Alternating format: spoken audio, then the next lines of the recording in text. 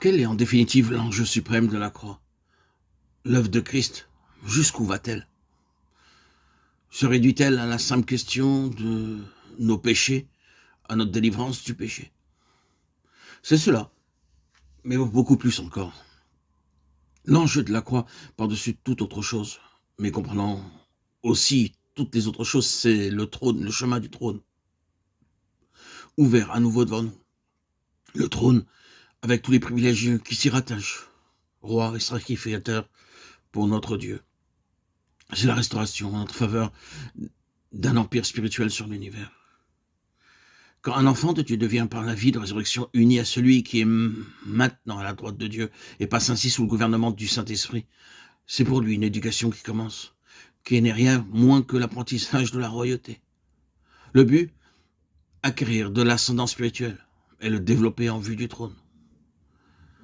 Toutes les circonstances dans lesquelles Dieu permet que nous passions s'éclairent à cette lumière-là. Le Seigneur est parfaitement capable de nous assurer une vie tranquille, d'où serait banni jusqu'aux moindres velléités de soucis, d'opposition, de souffrance, d'opprobre. Est-ce que, par hasard, vous lui auriez demandé cela? Alors, c'est votre couronne que vous laissez échapper. Par toutes ces choses, il nous apprend à régner. Il développe en nous des aptitudes au gouvernement moral et à l'empire spirituel. Pourquoi laisse-t-il le diable libre avec toutes ses armées? Pour nous apprendre à régner, est-ce que vous vous faites petit quand il passe? Est-ce que vous prenez votre parti de son influence? La pensée de Dieu pour vous, c'est que vous ayez pouvoir et autorité sur toute la puissance de l'ennemi. Le voilà notre appel, le voilà notre vocation, la voilà notre fonction si vraiment nous sommes unis avec le Christ, ressuscité vivant, élevé au trône. C'est la clé de voûte du témoignage de Jésus. Dans notre relation avec lui, tout tend vers ce but, tout converge là. Ce qu'il lui faut, c'est ce après quoi il soupire.